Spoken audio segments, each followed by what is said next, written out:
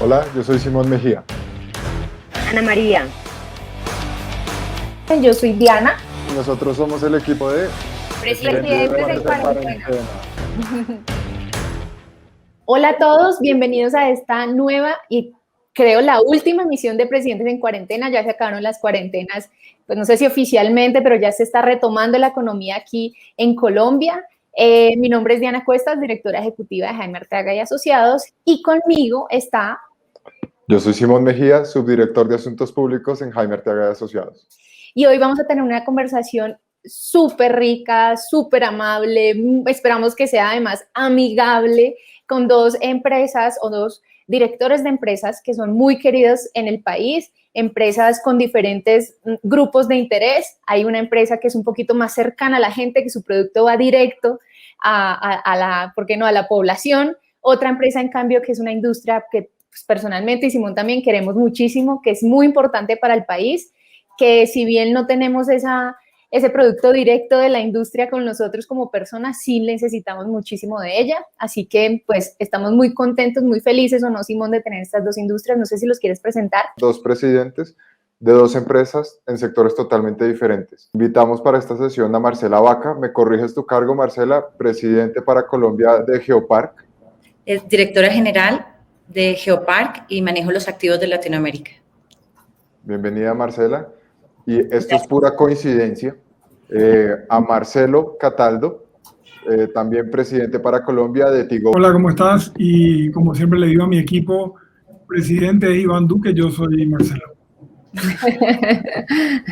La primera pregunta típica, mejor dicho, la tengo que hacer, y es que necesitamos que nos describan en 3 palabras o 3 características. ¿Quién es Marcela? ¿Quién es Marcelo? Más allá de su cargo. Ay, tan linda, mil gracias. Y Marcelo, un gusto saludarte aquí en este podcast. Describirme a mí es muy sencillo. Yo soy una persona, primero soy abogada, que es absolutamente atípico en el sector y sobre todo en esta posición. Abogada, familia, una persona absolutamente familiar, concentrada en mi hijo, en mi esposo. Crecí en una familia de 3 hermanos, no tengo hermanas, así que eso definió también en gran medida mi personalidad. Crecí entre hombres y hoy me sigo moviendo en un mundo absolutamente masculino.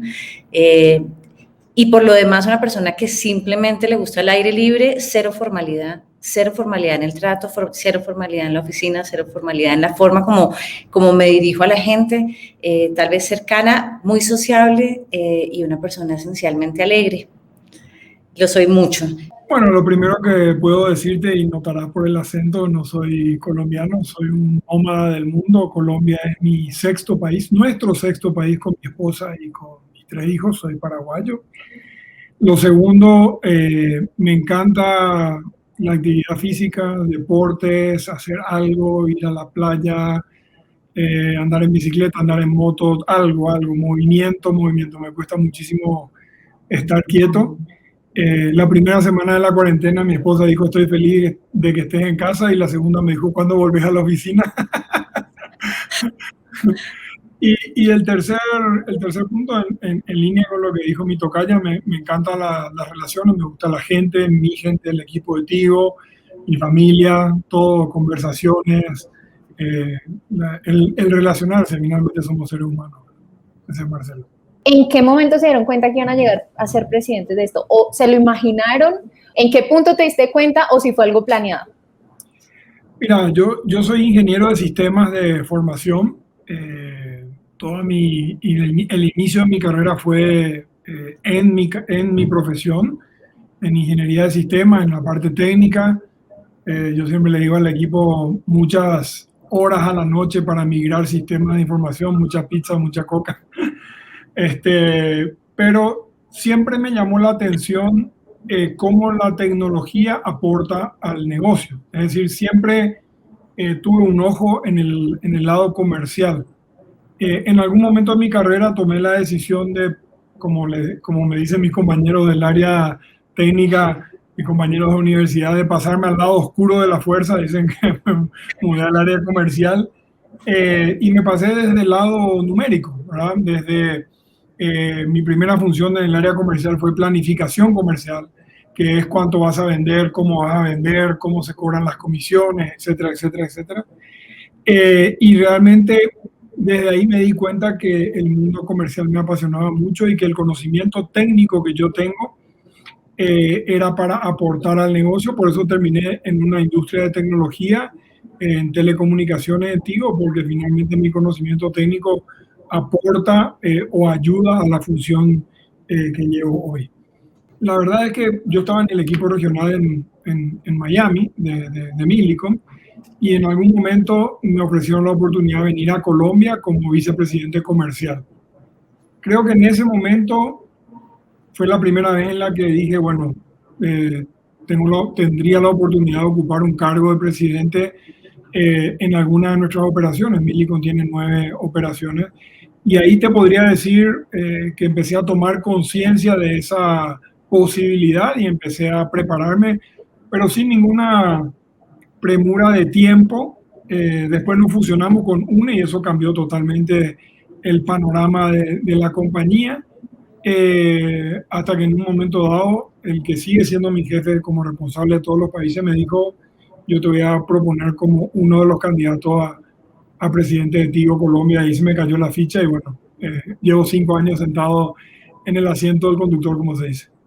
En mi caso particular, a todo lo que me proponen, yo siempre digo que sí, y entonces me monto sin saber, a ojos cerrados, digo, ahí vamos encontrando el camino. Pues terminé metida en el sector carbón, o sea, en el sector extractivo esto hace más o menos unos 25 años, y por ahí terminé en los temas sociales, en los ambientales, en los temas asociados a la operación. En eso me especialicé, en eso me fui a estudiar a Estados Unidos con un becada y trabajé en Estados Unidos también, ahí sí en la oficina de abogados, y cuando volví caí otra vez al principio en la bolsa de valores. Imagínense este contrasentido, era como una cosa loca. Por supuesto duré 4 meses porque a mí me cuesta, yo necesito toneladas y barriles y cosas más tangibles. Y desde el año 2000 entré al sector petrolero por cuenta de un antiguo cliente de una oficina de abogados en la que trabajaba. Desde entonces empecé con el área legal, empecé con tierras, empecé con ambiental, y poco a poco, un poco por este espíritu que también lo comentaba Marcelo, pues le vamos diciendo que sí a todo y vamos entendiendo el negocio. Y a mí como abogada me parecía que el soporte adecuado lo dábamos desde el entendimiento del negocio. Y al entender el negocio empiezas a meterte en cosas que van más allá de tu carrera y te das cuenta que aunque tu carrera, en particular el derecho, es una formación excelente, digamos, siempre servirá como estructura, poco a poco con él vas desarrollando otras habilidades que son más afiliativas y gerenciales, y eso fue lo que me pasó a mí. Y por donde fui pasando, fui enderezando, arreglando, articulando áreas, asumiendo más y más y más áreas. Y en el año 2003 tuve el primer cargo como gerente general de una compañía petrolera. En ese momento a mí no se me ocurrió ni siquiera pensar, y varias veces me han preguntado, ¿y tú te diste cuenta que eras la primera mujer petrolera en la historia de Colombia? No me di cuenta. Pero no me di cuenta, no averigüé, y si hubiera averiguado, tampoco me había dado nada, porque pues no era un tema en esa época. Hoy es un tema enorme todo el tema de la equidad de género, y me encanta que lo sea porque lo estamos visibilizando, pero en ese momento no era un gran tema, y además teníamos problemas suficientes como para estar ocupados. Y así pasó, ya se han pasado casi 20 años en cargos gerenciales en la industria, y por supuesto nunca me imaginé ni que iba a estar aquí, ni que iba a estar en esta posición. Y tampoco sé si mañana lo voy a estar, porque cada día trae su afán y cada día vamos construyendo nuestro futuro. Personalmente, ¿qué fue lo que más sintieron les afectó? Marcela, tú, si nos cuentas, ¿o afectó o fue un reto? Uy, para mí la incertidumbre y el saber que por primera vez no sabíamos a qué nos enfrentábamos, y realmente no sabíamos, al menos yo no sabía qué hacer. No teníamos como una medida de tiempo ni de la gravedad, y estábamos tratando de manejar varias crisis al tiempo, ¿no? Varias crisis. Primero la crisis de cómo nos íbamos todos a la casa y a seguir conectados, ¿no? Eso fue un reto, o sea, de la noche a la mañana, una transformación. que las industrias estaban en el proceso en el que estaban yendo, pero que esto se aceleró de la noche a la mañana. Yo creo que eso nos pasó a todos.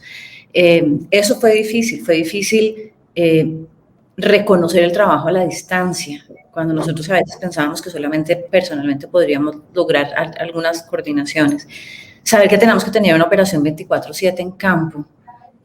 Como tú lo mencionaste, estábamos exceptuados, pero tratar de llegar a esa operación fue un reto. O sea, nosotros teníamos, cuando tratábamos de llegar a la operación, no nos dejaban entrar a los pueblos, los vuelos se suspendieron, un temor en donde casi parecía una película de fin del mundo, realmente, donde donde sabíamos que era una industria que tenía que seguir andando, pero las condiciones no estaban dadas para llegar, para extender turnos, para decirle a la gente que no sabemos qué estaba pasando ni qué tan grave era, pero usted deje a su familia y vayas a trabajar a un turno extendido. Eso y la responsabilidad de que tampoco podíamos decirle qué iba a pasar después. Entonces, ese tema personal, el tema de apoyar a las familias de nuestros empleados que se iban a campo también fue fundamental. Entonces, era la crisis del traslado, la crisis de mantener la operación y luego la crisis del petróleo. Bueno, eso sí, nosotros nunca anticipamos que iba a pasar lo que pasó. Como al caído caerle. Y que tu producto valga menos que cero, o sea, que estés pagando para que te lo reciban, básicamente. Y no era un producto, y además era un producto que se necesita porque nosotros estamos al final generando energía para el desarrollo y el progreso del país, pero pues las circunstancias fueron superiores a nosotros. Y bueno, y todas estas crisis al tiempo, sin una receta, sin una fórmula, y de todo eso tal vez lo que a nosotros nos quedó fue que somos fuertes, somos mucho más fuertes de lo que siempre nos imaginamos, mucho más capaces de lo que nos imaginamos, y que tal vez lo único que nos saca adelante es esa construcción colectiva del siguiente paso.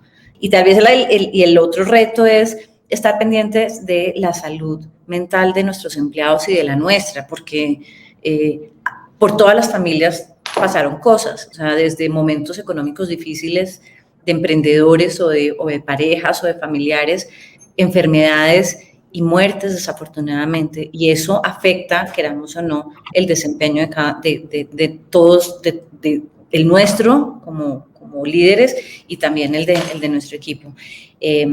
Y saber medir y saber producir resultados de todas maneras en medio de esa crisis, y agradecer cada momento que estamos aquí, y hoy agradecerlo y agradecerle a todos los que no, como decimos nosotros, tiraron la toalla y siguieron ahí enfrente del cañón. Y hoy estamos aquí y como todo pasa, todo va pasando. Bueno, yo creo que hay un dato que refleja un poquito el desafío de la industria. Desde la segunda quincena de marzo del año pasado, que fue cuando nos encerraron, hasta el día de hoy, el tráfico creció 40% en nuestras redes y nunca más bajó. Nunca, ni ahora que los chicos volvieron al colegio y todo eso, nunca volvió a ser igual. Y nosotros, obviamente, no le tradujimos eso en un 40% de incremento en la factura de nuestro cliente. Entonces, un gran trabajo de adecuar las redes, adecuar el servicio al cliente, hacer un montón de cosas al mismo tiempo de mandar a la gente a las casas, como dijo Marcela, en el gran desafío de que la gente pueda estar en sus casas trabajando, ¿verdad?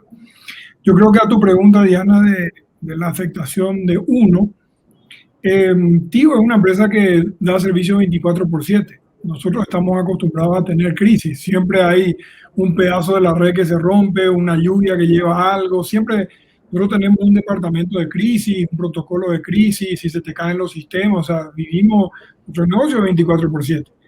Entonces, ¿qué diferencia hay de esta crisis con las crisis típicas? Hay tres elementos, ¿verdad? El primero es que fue una crisis mundial. Entonces, es diferente una crisis solo en Santander, o solo en Cartagena, o solo en Bogotá, o solo en Medellín, por algo que me pase en alguna red, a que sea una crisis mundial donde, por ejemplo, empezaron a faltar equipos, empezaron a faltar un montón de cosas. Entonces, ese es un primer gran desafío en esta crisis diferente a las demás. La segunda es que generalmente una crisis tiene un horizonte de tiempo. Es decir, vino un tornado de los que suelen ir a los Estados Unidos, destruye una ciudad pasó y ahora toca reconstruir la ciudad y uno sabe en cuánto tiempo, cómo, cuánta plata. Hoy acá estamos sentados, presidentes en cuarentena después de 1 año y medio y seguimos con la crisis, ¿cierto? Que sí hay vacunación y que parece que va todo bien, pero ¿cuántos países tuvieron rebrote? Aquí en Colombia diciendo no, que el rebrote es ya y que no es, que sí es. Entonces, el escenario tiempo. Y el tercer elemento, que es ahí donde me incluyo a mí mismo, es que te puede afectar personalmente, ¿sí? Cuando uno tiene en riesgo su salud, su vida, obviamente la crisis toma un elemento diferente. Y obviamente el aprendizaje para mí y lo que yo me llevo de esta crisis es el que seamos conscientes de lo vulnerable que somos. Yo tuve muchas charlas con mi equipo, con todos los colaboradores, porque todo el mundo dice, no, él es el presidente, se ve como que el presidente es el superhombre o la supermujer que puede todo, que hace todo, que gana todo, que va contra todo. Y eso no es así, somos seres humanos al igual que cualquiera y somos vulnerables, entonces creo que eso es un gran aprendizaje para todos en esta crisis. ¿Cuál crees que fue ese hit? Tú dices, la saqué del estadio, la sacamos del estadio porque logramos tal cosa. Bueno, mira, yo creo que lo primero fue pensar en la gente. Y cuando hablo en la gente es en nuestros colaboradores y en nuestros clientes. Nosotros movimos todos los colaboradores de Tigo, 20.000 personas y más todos los terceros a sus casas en 5 días, sin tener una sola brecha de ciberseguridad, porque todo el mundo pasó a estar conectado a su casa, sin tener un problema de sistemas para que la gente pueda hacer su trabajo, que nos consta por haber ayudado a muchas compañías, han tenido desafíos de permiso, de seguridad, de todo lo que uno se puede imaginar. Entonces, el haber estado preparado sin querer o queriendo para haber afrontado eso fue muy importante. Cuidar a la gente, que la gente esté en su casa. Durante 1 mes y medio, el encierro más fuerte, no podíamos salir a vender. Sí teníamos que salir a atender al servicio, así como mencionó Marcela, con todos los desafíos de que en este municipio el protocolo es así, en el otro municipio es así, pero los vendedores se quedaron en su casa, los pusimos a hacer cobranzas, no podían vender. Cuidamos a la gente, cuidamos al cliente, subimos nuestras capacidades de las redes sin subirle un peso a nuestros clientes. Entonces yo creo que eso es el elemento más importante a destacar. El primero es la comunicación permanente. Para que te hagas una idea, nosotros hacemos un conversatorio mío con todos los colaboradores de la compañía 4 veces al año. Cada cierre de trimestre les contamos cómo va el negocio, para dónde estamos yendo, qué estamos haciendo, etc. En el año 2020 hicimos 27 conversatorios. Hacíamos una vez a la semana y después fuimos llevándolo cada 15 días, ¿sí? Comunicación permanente porque la gente tiene mucha incertidumbre y uno como negocio también tiene mucha incertidumbre. Entonces, muchachos, esta semana nos dedicamos a la cobranza. Vamos a cobrar. Esta semana a recuperar tal cosa. Esta semana vamos a hacer tal cosa. O sea, semana a semana definiendo los canales y las herramientas de comunicación con espacios, comunicación permanente. Lo segundo es transparencia. En esos momentos de incertidumbre la gente quiere saber qué está pasando. Bueno, el 20% de nuestros clientes no nos cobra. Tenemos un desafío en la caja de tantos millones o miles de millones de pesos. No vamos a sacar a ningún colaborador por la pandemia. Los vendedores van a pasar a cobrar, los instaladores van a hacer esto, van a hacer lo otro. O sea, ser transparente de decirle a la gente qué es lo que está pasando. Trabajar con el equipo para mirar varias posibilidades al tiempo. ¿Qué pasa si nos encierran 1 mes? ¿Qué pasa si nos encierran 3 meses? ¿Qué pasa si nos encierran 6 meses?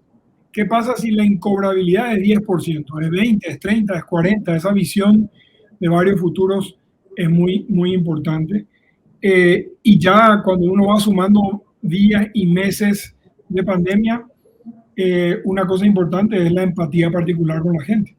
Estamos en nuestras casas, yo tengo hijos ya grandes, cada uno se sienta a estudiar su universidad, su colegio, pero muchos colaboradores tienen hijos pequeños.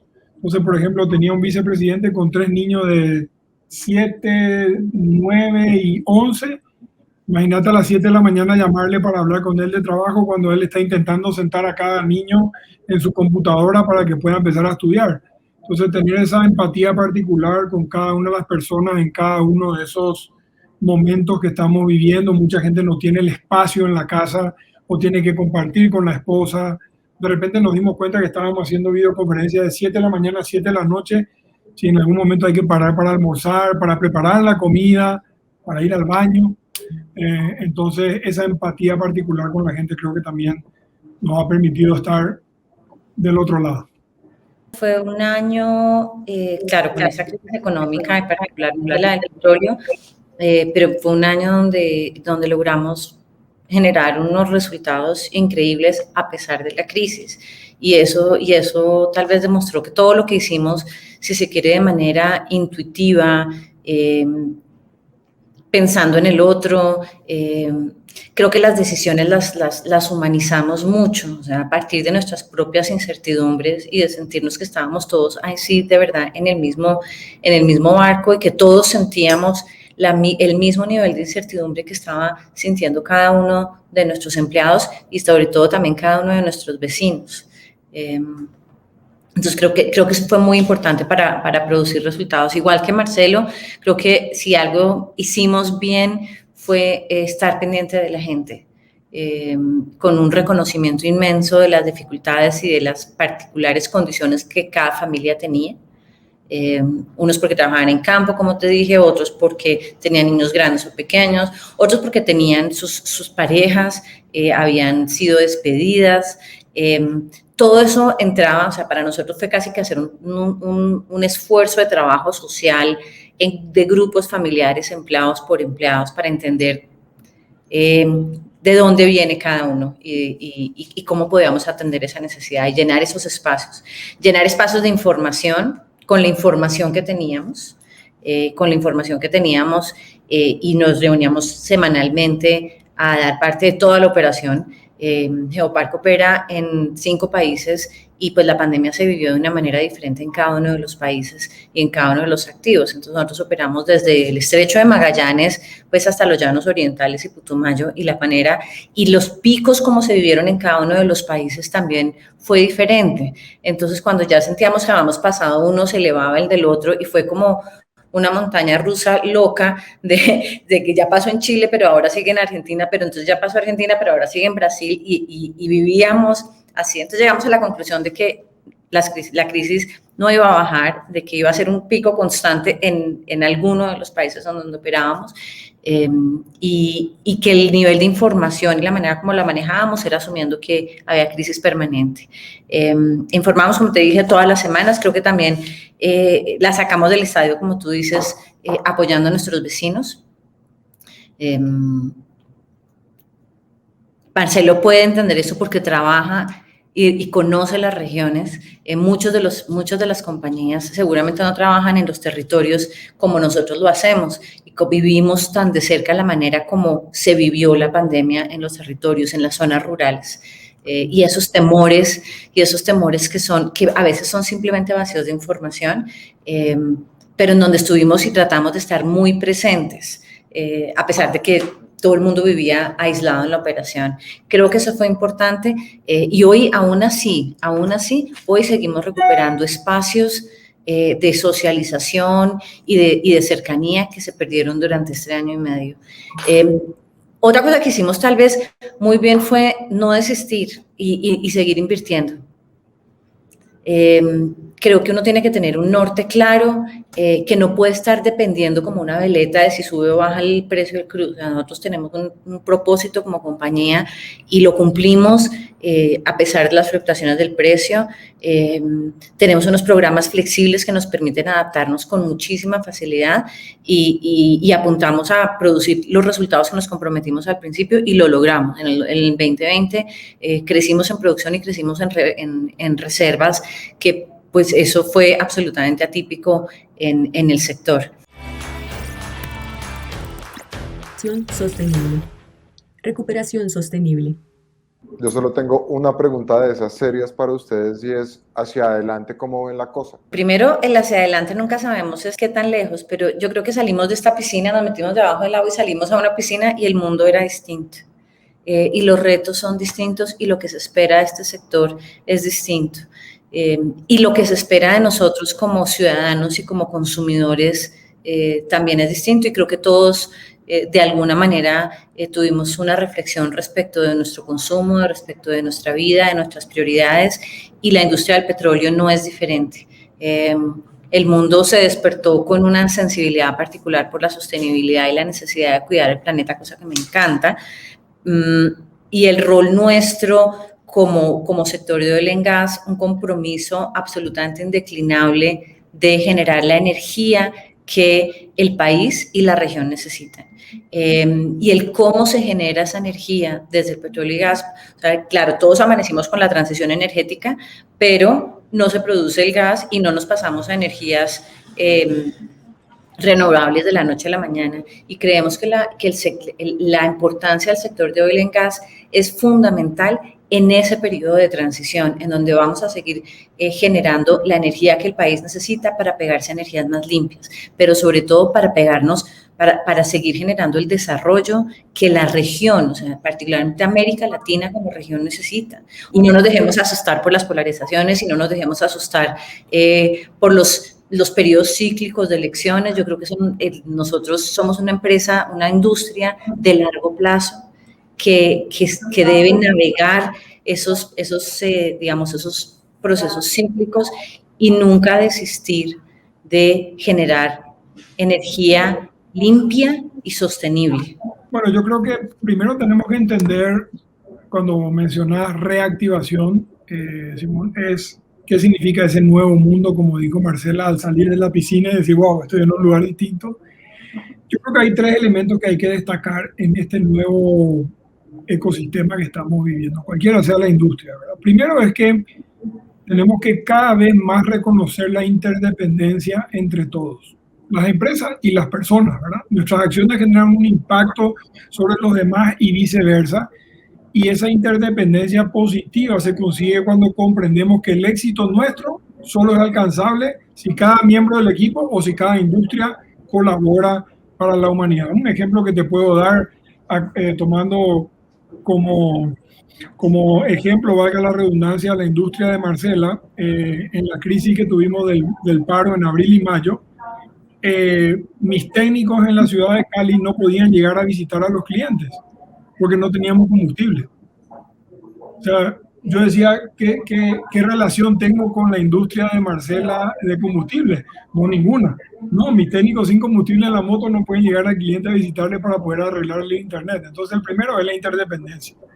El segundo es la resiliencia. La resiliencia es la capacidad de superar adversidades y salir fortalecido de ellas. Creo que este nuevo mundo nos enseñó que tenemos situaciones en las que tenemos que saber aprender de ellas, crecer y desarrollarnos, ¿verdad? Y el último es la adaptabilidad, esa capacidad de poder responder rápido, de gestionar el cambio, de hacerlo diferente. Y teniendo en cuenta esos tres elementos de ese nuevo mundo, yo te diría que el sector nuestro, Tigo, tenemos que cerrar la brecha digital del país. La propuesta de Tigo es muy clara y muy simple: insistir en desplegar las redes de 4G para cerrar esa brecha digital. Todos los esfuerzos de los dineros públicos y de los dineros privados, que al igual que Marcela el año pasado hemos invertido igual que todos los años $1 billón para seguir construyendo nuestras redes, tiene que ser para conectar la mayor cantidad de colombianos en el menor tiempo posible.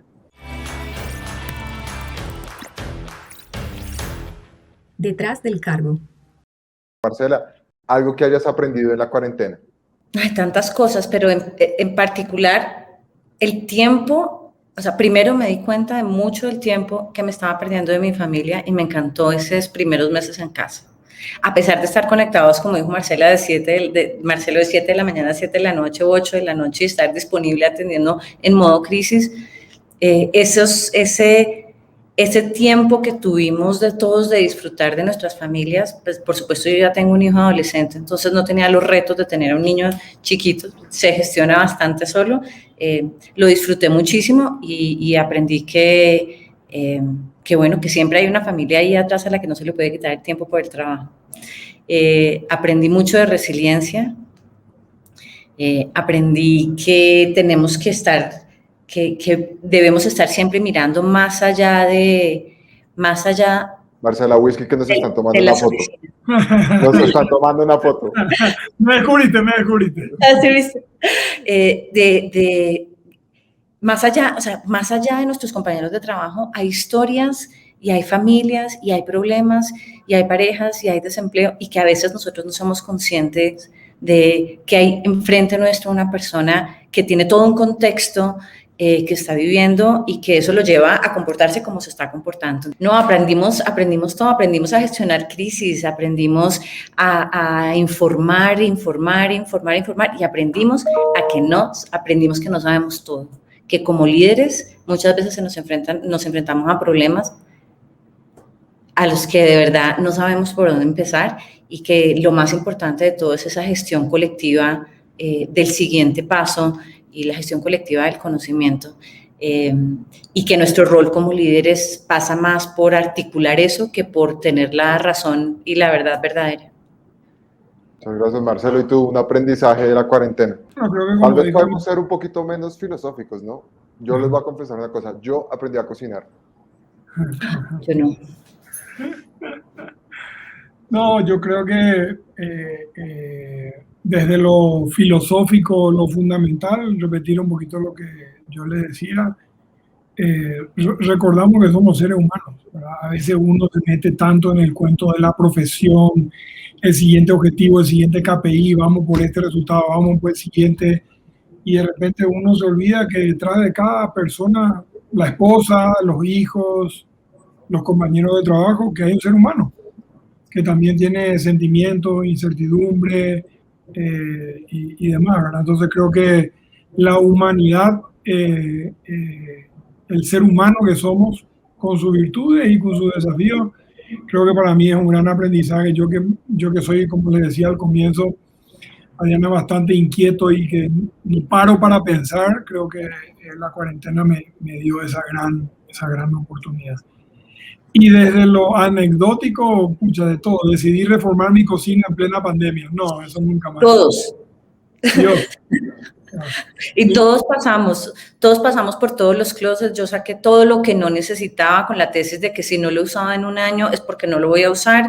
Y entonces salían cajas, bolsas, ropas, esto de toda la cuarentena llamando a ver qué fundaciones necesitaban. Yo creo que todos reformamos algo en nuestra casa, remodelamos, ese fue el mejor negocio de todos. Pero es que después de un año metidos en la casa hay mucha cosa que igual huele a guardado, pero uno tiene que usar. Sí. No, pero además es que es el espacio en donde tú llegabas cansado o estabas el fin de semana y nunca no tienes el tiempo o es difícil de gestionar ya que estábamos todo el día en casa viendo qué otra pared pinto, qué otro mueble cambio, cómo genero estos espacios de oficina que muchas casas no tenían. Todas las casas normalmente, a nosotros nos pasaba, entonces decía, yo tengo un estudio, pero es que tengo 3 hijos, no tengo 3 estudios. Y entonces, claro, todo el mundo andaba en obra en este país. ¿Y cómo quedó la cocina, Marcelo? No, quedó bien, chévere, se puede. De hecho, aprovechamos para cambiar como el formato de la cocina para poder compartir más ahí, porque nos dimos cuenta de que la cocina era como incómoda para cocinar y cenar, entonces terminamos cada uno comiendo en algún lado, entonces aprovechamos para reacondicionar el espacio. Otra anécdota interesante que me pasó es que yo tenía pendiente un corte de pelo en marzo con los viajes, con las cosas, nos encerraron todo, y digo, bueno, ¿y ahora qué hago? Mi hija me cortó el pelo. No, eso fue espectacular. Papi, yo sé cortarte el pelo, no te preocupes, tráeme tu maquinita. ¿Y le dieron garantía? No se ven los detalles así.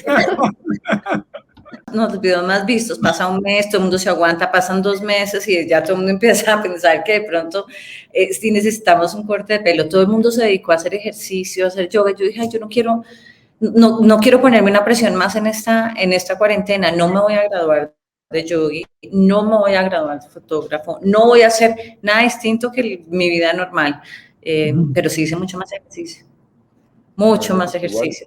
Pues ya es Todos suficiente esos tiempos disciplina de para encerrarse en la casa. desplazamiento. Sí. Claro. Marcela, ¿qué te dijeron de Marcelo antes de entrar a Presidentes en Cuarentena? ¿Qué me dijeron de Marcelo? Me dieron un feed del perfil y de lo que hacía antiguo y me dieron un link para ver unas entrevistas. Y confieso que no tuve tiempo. Dije, ya lo conoceré, no pasa nada. Mi equipo, como siempre, muy juicioso, me pasa siempre de cualquier entrevista, curso, charla, me pasa las cosas y yo soy un alumno bastante obediente. Siempre me enojo con ellos porque le digo, pucha, me van a hacer esta cosa que no entiendo nada y después me doy cuenta que siempre me preparan bien. ¿Qué me dijeron de Marcela? Primero, que tiene un nombre chévere, obviamente. Segundo, que es una de las 5 mujeres de las 100 presidenta, de solo 5 mujeres de las 100 empresas más grandes de Colombia. También me comentaron que es la presidenta de la Asociación Colombiana de Petróleo, bueno, que lleva también mucho tiempo como directora general de Geopark, y hasta ahí me acuerdo. Hasta ahí, bueno, pero eso es un montón, sabes más que mi marido.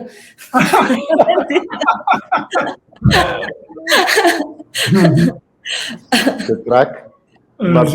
Marcelo, ¿te gustaría aceptar una invitación de Marcela para copar su cargo por un mes? No.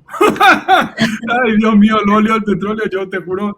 No, todo desafío nuevo de conocimiento sí lo haría, pero wow, qué industria desafiante. Yo me reía o me asustaba, no sé cuál es mi reacción, cuando Marcela decía, claro, yo recuerdo ese día en el que el petróleo tuvo un índice negativo, había que pagar para que te reciban el petróleo. Y yo decía, wow, y hoy miré el precio, no sé, $70 el barril o no sé cuánto era, y digo, Sí. qué locura, ¿verdad? Qué locura. Se necesita tener estómago.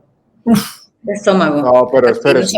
No solamente por el precio, sino por el riesgo. O sea, cuando es una inversión realmente de altísimo riesgo. No, pero un momento, porque Marcela, yo te voy a preguntar a ti lo mismo, pero hay que tener en cuenta que tu problema puede ser de precio, pero es que el problema de Marcelo es de usuario.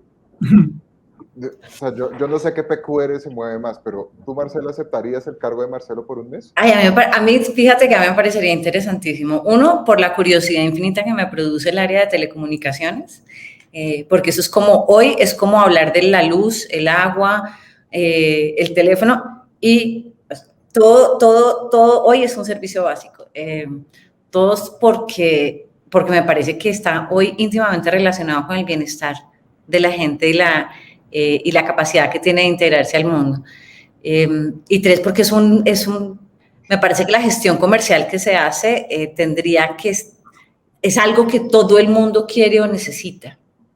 Y que hay tanto bien que se puede hacer conectando a ese otro porcentaje de la población del que Marcelo habla, de cerrar la brecha, tanta gente que necesita y todo eso que se puede hacer en los territorios desde un negocio como el que tiene Tigo o empresas del sector. Entonces, sí, a mí como siempre me gustó el negocio, sí, pero poquito, pero por un mes, porque el tema de servicio al cliente me parece que es retadorcísimo.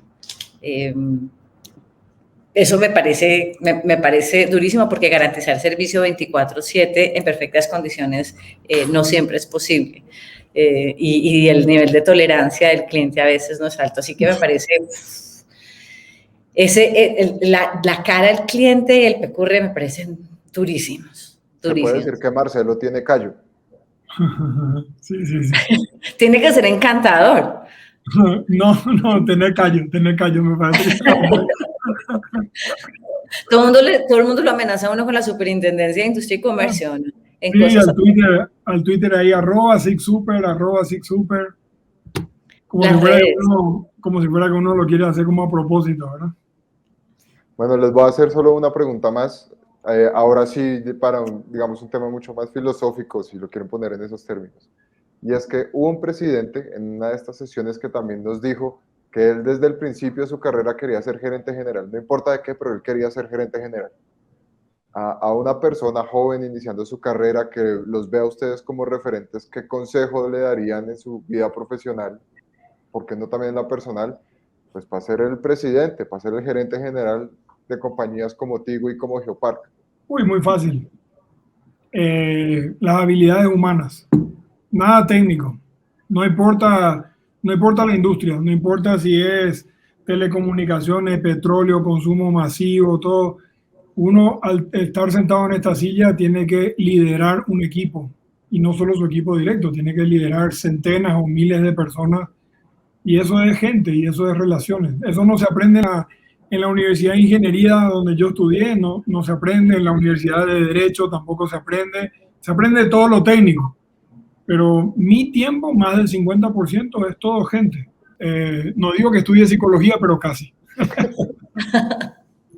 Un consejo, Marcela. Yo primero le diría que uno no sueña de ninguna manera con un cargo. Tal vez los invitaría a soñar por logros. Todo lo demás viene solo. Y que estos cargos como gerente general generan tanto impacto como lo generan los emprendedores desde sus propios negocios. Estas empresas tan grandes los tienen, porque nosotros nos sentamos y creemos que el universo se mueve en temas a través de estas compañías y no a través de los pequeños y grandes emprendimientos y desde el campo y desde el agro. Yo creo que desde cualquier lugar se pueden generar resultados y beneficios a la sociedad y no solo desde el cargo general, porque eso suena un poquito a estatus y un poquito como de jerárquico. Y un consejo sería tal vez el de que independiente de la carrera que uno estudie, tiene que pensar en el contexto, en cualquier posición con cualquier carrera, integrar los elementos alrededor. Si estás en una empresa, es conocer el negocio. Si estás en una industria, es conocer las necesidades del negocio, un emprendimiento, conocer las necesidades del otro. O sea, la capacidad de incorporar en tu gestión una visión sistémica. Muchas gracias. Gracias a ustedes. Muchas gracias. Y a seguirnos cuidando. Seguro que sí. Gracias por la apertura. Nos vemos. Chao, chao. Muy bien. Chao, chao.